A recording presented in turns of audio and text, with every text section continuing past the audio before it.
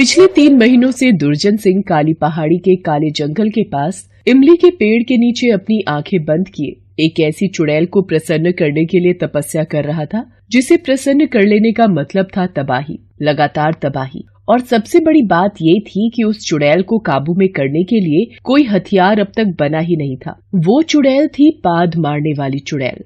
पाद मारने वाली चुड़ैल आजा, पाद मारने वाली चुड़ैल आजा, एक बार आजा आजा आजा, एक बार आजा आजा आजा।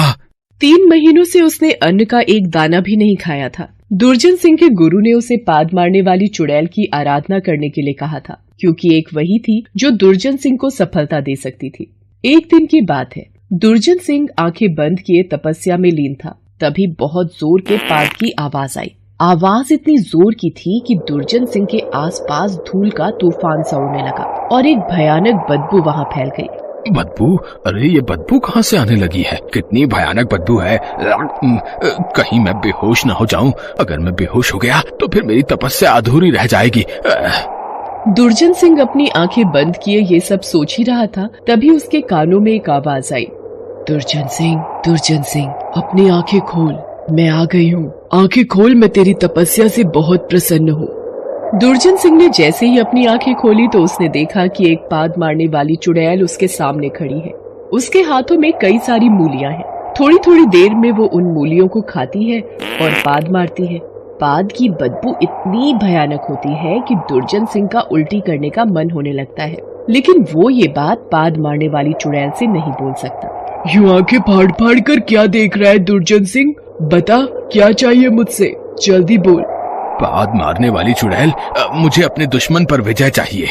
कौन है तेरा दुश्मन? मुझे उसके बारे में विस्तार से बता। चुड़ैल की बात सुनकर दुर्जन सिंह शुरू से कहानी बताता है। आधी रात का समय था। बाजीगरपुर की जनता नींद के आगोश में थी। राजा वीर सिंह के राजमहल के बाहर राज्य के कुछ सैनिक पहरा दे रहे थे। तभी अचानक जोरों की बिजली कड़की। क्या बात है शामेंद्र, आज बिन बादल बारिश होने वाली है क्या? लगता तो कुछ ऐसा ही है। वो अभी बातें कर ही रहे थे कि आकाश से आग के बड़े बड़े गोले नीचे जमीन पर गिरने लगे। शामेंद्र, ये आग के गोले आसमान से कहां से गिरने लगे? गिरीश, खतरे का घंटा बजाओ। लगता है शत्रु सेना ने फिर से हमला किया है। इधर आसमान से गिरने वाला वो गोला किसी सैनिक पर गिरता तो कभी किसी के घर पर। हर ओर चीख पुकार मच गई। भागो भागो, जल्दी भागो, नहीं तो सारे जल के मर जाएंगे। राजा वीर सिंह ही अब हमें इस नई मुसीबत से बचा सकते हैं।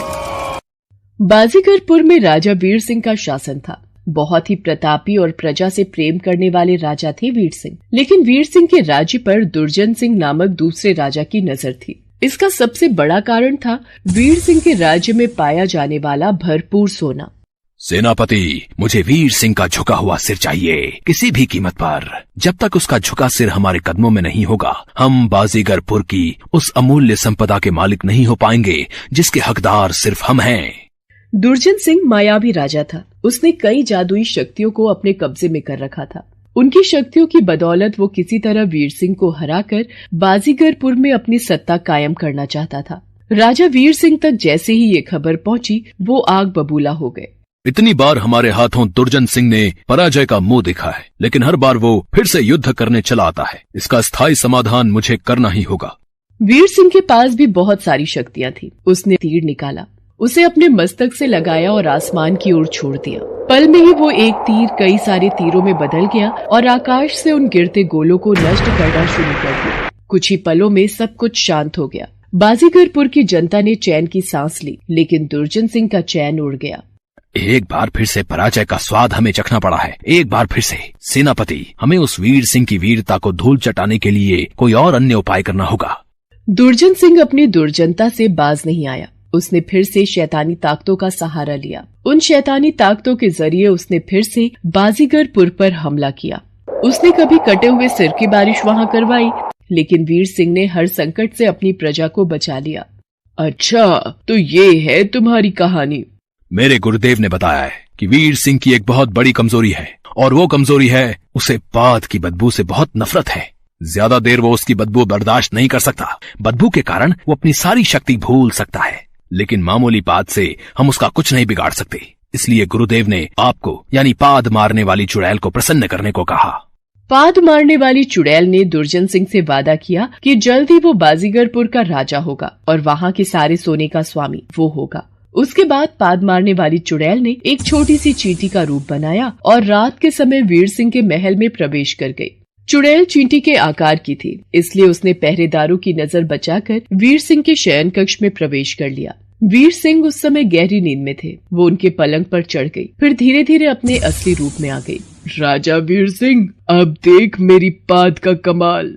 उसके बाद उस चुड़ैल ने जोर की पाद मारी। पाद का स्वर इतना तीव्र था, पाद की आवाज के कारण वीर सिंह की नींद खुल गई।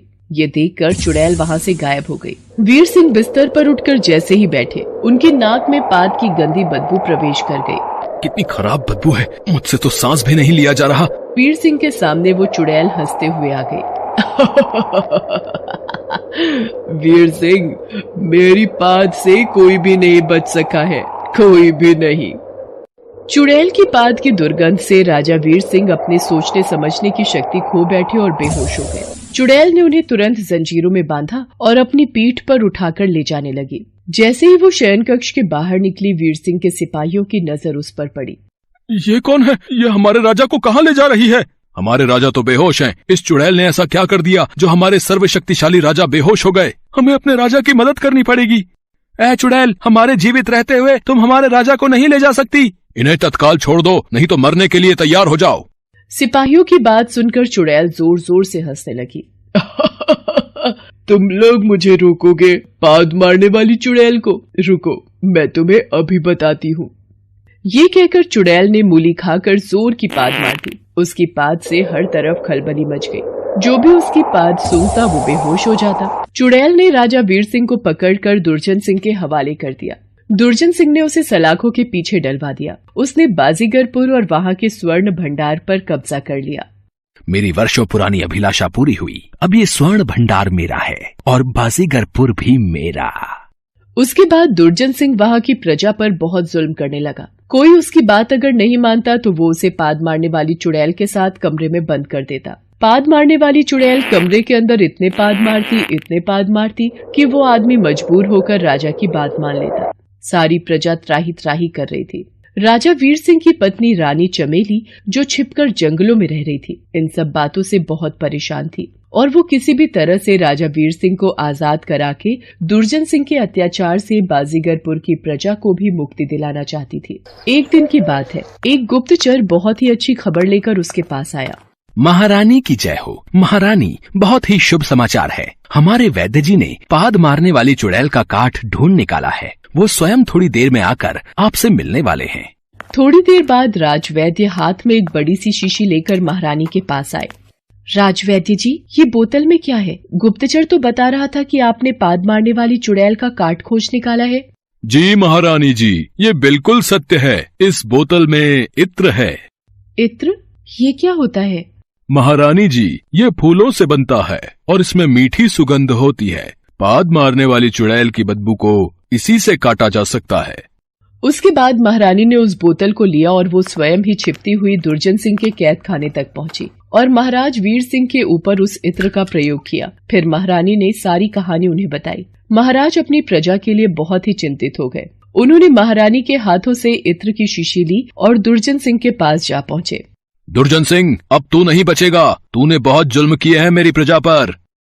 लेकिन वीर सिंह के वाक्य को पूरा करने के पहले ही पाद मारने वाली चुड़ैल वहां आ गई और उसने मूली खाकर जोर से पाद मार दिया। लेकिन वीर सिंह तैयार थे। उन्होंने इत्र तुरंत वहां छिड़क दिया। पूरा माहौल खुशबूदार हो गया। उस खुशबूदार माहौल में पाद मारने वाली चुड़ैल का दम घुटने लगा। उसे देखकर महाराज वीर सिंह ने अपनी शक्ति का प्रयोग कर उसे चींटी में बदल दिया और एक डिब्बी में बंद कर दिया। दुष्ट, तूने मेरे सबसे बड़े हथियार को कैद कर लिया। मैं तुझे नहीं छोड़ूंगा। लेकिन वीर सिंह दूर हट गए और अपनी तलवार से दुर्जन सिंह का गला काट दिया। फिर उस डिब्बी को मिट्टी के नीचे दबा दिया। सारी प्रजा को दुर्जन सिंह समेत पाद मारने वाली चुड़ैल दोनों से मुक्ति मिल गई। हेलो दोस्तों, कैसे हैं आप सब? हमारी कहानियाँ देखने के लिए हमारे चैनल को सब्सक्राइब कीजिए और हाँ, बेल आइकॉन पर क्लिक करना मत भूलिएगा।